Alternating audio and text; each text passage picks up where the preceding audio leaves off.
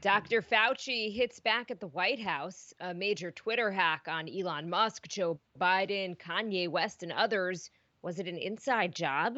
And if you know where to look, you have a pretty good chance of spotting a rare comet as it makes its Earth flyby. Here's what you need to know.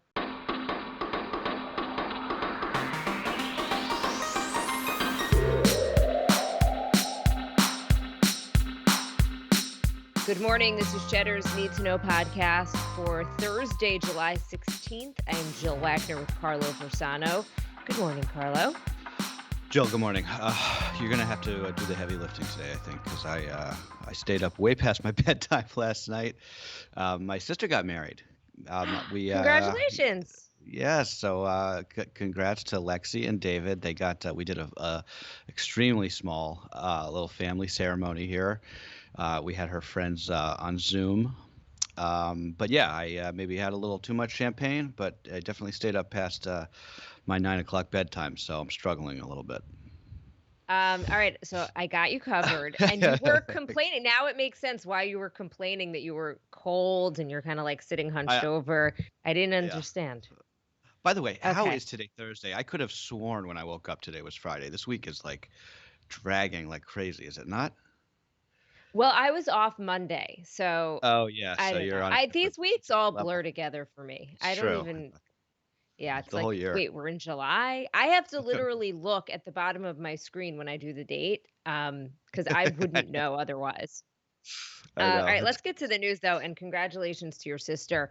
Let's start with coronavirus. With caseloads continuing to climb, more school districts now say that they are unable to safely bring students back in person and that they're going to have to start the school year online. So, Houston and San Francisco are the latest cities to say that they're going to start virtually and then see where things stand. Meanwhile, Oklahoma Governor Kevin Stitt has tested positive for the virus, the first governor known to contract it. And Dr. Fauci pushing back after White House officials have tried to undermine him. He's urging them to, quote, stop this nonsense and just get on the same page about fighting the virus. Carlo, did you read this interview in The Atlantic? Yeah, so the Atlantic did this interview with Dr. Fauci yesterday that I thought was very, really worth reading. I'll link to it in the newsletter this morning, and hopefully this puts an end to this like ridiculous little couple days of this news cycle with the Trump administration undercutting Dr. Fauci, who again is their own top expert, who's also the most, the person people most believe in when it comes to anything related to the coronavirus. So it's just like shooting themselves in their own foot. But this started with Peter Navarro, who is a trade advisor to the president and doesn't really have any expertise in pandemics or epidemiology or anything. He wrote this op-ed in the USA Today the other day, trashing Dr. Fauci, talking about how he's been wrong on everything. Then there's Dan Scavino, who's one of the president's social media people. He posted, a cartoon mocking Dr. Fauci. It's like such amateur hour, the whole thing. The administration is capable of seemingly doing anything other than actually addressing this major crisis that we're in. I mean, look, the White House said that the Navarro op-ed didn't go through the usual channels in terms of getting it approved, whether you want to believe that or not. And look, and one of the things that Navarro points to in his op-ed is the masks, right? I mean, and I never understood, and I still do not understand why Fauci and other health officials didn't initially push for masks, just cloth masks, right? Like the same ones we're all wearing now that we can make from home, or even scarves or whatever, which wouldn't have put an additional strain on the PPE supply. It's just, I don't know. To me, that felt like it was common sense more than anything. I remember in April or whenever, right when this was first starting, I remember even watching the press conferences with the White House task force on coronavirus with the president and Fauci, and none of them were wearing masks inside. And I remember the reporters weren't wearing masks. They were sitting 6 feet apart, but they weren't wearing masks. And I remember thinking, okay, so maybe you don't need a mask. I was the biggest proponent of masks from the get-go, just out of, again, how could it hurt? But other than that, right? The science is evolving. And there was a Sure. time, remember, when the only symptoms we knew about or even thought to look for were a fever, a cough, and a sore throat, right? Like this was thought to be Right. coronavirus when we first heard about it. What it was. The thinking was if people get really sick, they go to the hospital, they get oxygen, they get a ventilator. Okay, so now we know that that's all not true, right? We know that there are other symptoms. The way that we treat this has changed, where people don't automatically get put on a ventilator if they need it. Where there's with people doctors will put patients on their stomach instead, and they actually try to keep them off of a ventilator. So it's science, it's evolving. This is a new virus. We're learning more about it every single day, and so that's why that information and that's why what Fauci said had been changing, right?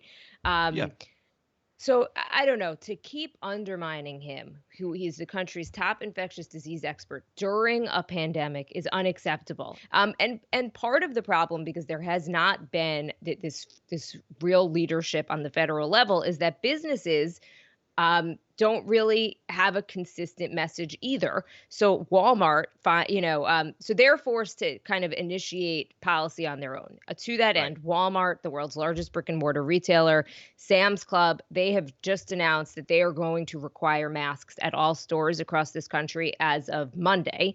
Kroger is going to be following. They'll have a mask mandate next Wednesday. Starbucks and Best Buy also made face coverings mandatory in stores. Costco has had this rule in place since May. I don't. I think it's sort of weird when they're like, okay, we're going to do this, but not till next Wednesday. Like it's not like it requires any like infrastructure, right? Why not just make it immediate? Anyway, it's good. I'm glad they're doing this. Kudos to Walmart, Kroger, Starbucks, all these businesses, because this at this point is beyond obvious, right? There's this comedian I follow on Twitter. His name is Roy Wood Jr. and he had this idea that I thought he was making a joke, but I thought it was actually a pretty good idea. And he was like, "Why don't we hire all of the out of work nightclub bouncers and give them jobs like enforcing these mask mandates at stores like Walmart? Like put these, it's going to be a lot harder to make your dumb point about freedom or whatever when there's like a 6'6", 280, jacked up dude standing between you and the door of Walmart, right? Because you keep seeing these videos on social media of people like refusing to wear masks and just being general jerks. But this actually is an important story. It could be a turning point, and like you said, it's notable because it's coming at the behest of the private sector, not the government, right? But don't forget, Walmart is there's a lot of the people in this country that shop exclusively at a place like Walmart, right? From groceries to they get everything there. So it's for Walmart to come out and say you got to wear a mask, that's important. Not only that for the customers, but Walmart has to protect its employees, right? There's so many people. It's the world's, Yeah, it's at least this country's largest employer.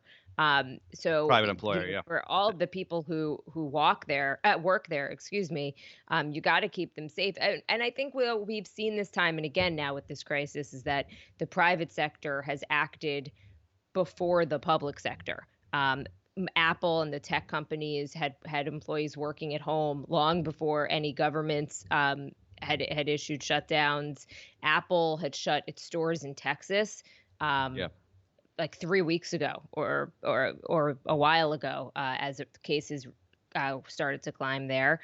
I do want to give a quick update on the election. President Trump's approval rating keeps going down. According to the latest batch of national polling, Joe Biden now leads Trump by 11 points per this new NBC Wall Street Journal poll. The margin is 15 points in a new Quinnipiac poll. It's a 7-point increase in a month.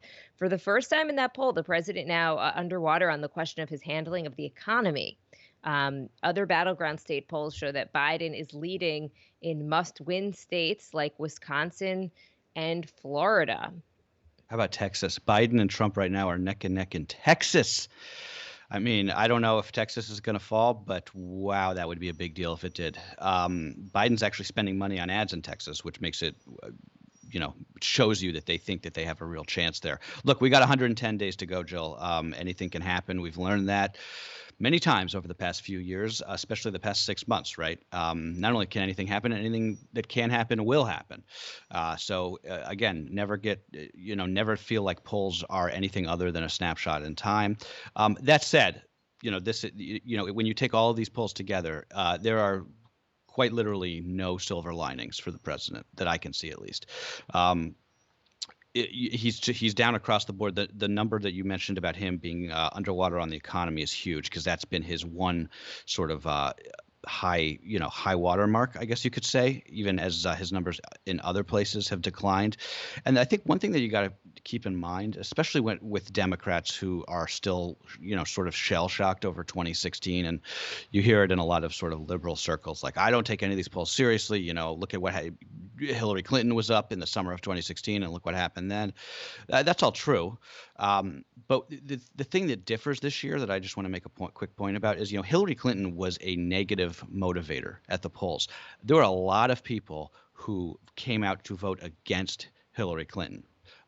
This year, it is flipped. Donald Trump is the negative motivator, and a lot of people are coming out to vote against Donald Trump. Joe Biden is not that. For all whatever you think of him, there are very few people in this country who are like really riled up about Joe Biden one way or the other, and that may actually end up being the brilliance of his candidacy when this is all said and done. Okay. Here's what I'm just going to say regarding some of these numbers, that I think we should be taking these with a grain of salt. I'm hoping that we can all get back on track and people will wear masks, and like this country will get the cases under control a little bit. If that happens, I think, and the economy starts picking back up, right now we are in the throes of this pandemic. Hopefully by election time, we'll get something under control. I think, look, there's a reason that the polls had Clinton ahead in 2016 and that Donald Trump won. And I do think that there are a lot of people that don't want to tell pollsters that they're voting for him. So I think that that's very real. I have been hearing the digs at, you're saying, a lot of people, Joe Biden's been around forever. He doesn't kind of elicit that negative reaction that Hillary Clinton did in some circles. But there are a lot of people who really do not think that Joe Biden is mentally all there right now. So that's kind of the attack line. Sure. And I think it's resonating with some people who I have spoken with. I think that it might be. I think that that's I think that that's a very tricky line, because what it does is it's for the Trump campaign, because what it does is it sets the bar extremely low. So when you have the debates and Joe Biden, doesn't forget his name, then people are going to be like, oh, he's fine, right? So I think that that's tricky, and I do think that, to your point, there is a hidden Trump. Trump has a couple points that are sort of hidden in these polls. I don't think it's 10 points. It sure as heck isn't 15 points. But yeah, I mean, the bottom line is we don't know. There's still a lot of things that could happen. I think it's more likely that the opposite of what you said is going to happen, and things are going to get much worse in terms of the pandemic. Look, right. There are so many unknowns, but I just wouldn't. I think this idea of seeing these poll numbers and saying, "Look, it's done," it's absolutely this not election's done. in the bag, is 100% false. Yes. And if crime keeps going up across this country, and there's this scare tactic of the defund the police that's being used. Trump, there's a reason he keeps tweeting law and order, law and order. Yeah. But what I'm saying, Jill, is it's not working. And maybe it will, but it isn't yet. Right. I think, like I said, my only point is that this thing isn't done. Sure. I agree with you there. Okay. Perhaps, though, no coincidence that the Trump campaign just announced it's going to shake up its staff. Brad Parscale has been replaced as campaign manager by Bill Stepien. Parscale was the brains behind the Tulsa rally that fizzled a few weeks ago. Yeah, just very quickly on this. Bill Stepien was involved in Bridgegate. If you remember his name, he was one of Chris Christie's political operatives.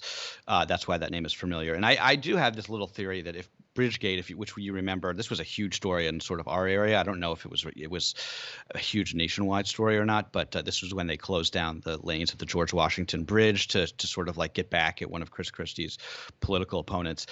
Yeah, I have this theory that if that never happened, Chris Christie would be the president. He would have been the Republican nominee, and I think he easily would have beaten Hillary Clinton. And he'd be doing a heck of a better job managing this pandemic than the Trump administration. And I think regardless of what you think about him as a politician, he is a competent person. And he is a smart person, and that's one of my. Sometimes I know that it's like the dumbest thing to sort of be like, well, if the butterfly effect, if this hadn't happened, then maybe this would have happened, but it keeps me young, so that's my theory. I remember those pictures of Chris Christie with President Obama after Sandy, Yep. hugging and. We don't have that anymore. Just this bipartisanship, or at least coming together after a tragedy. Right. This is the time when you would think politics right now would be out of the discussion. Can you imagine Donald Trump like hugging Andrew Cuomo? I will say, I mean, and I think I've gotten fired enough already for this, enough for one podcast. Bridgegate was a story that got me really riled up because it was so egregious to me. Those emails like, oh, time for some traffic. How dare you? How dare you? You're messing with people's time. Like, I worked all day. I want to get home to see my kid, and That's Joel. That's why that I don't mean to interrupt you, but that's why that was such a that story hit home for so many people and destroyed Chris Christie's political career for that exact reason. By the way, if he knew about it, it should have. I have to say. I mean, there's nothing to me that got. I'm so upset. I was so upset about that. It was just like the hubris and like think you're messing with people's lives. I mean, I think that somebody, I don't remember exactly, but I feel like there was somebody who the ambulances were stuck.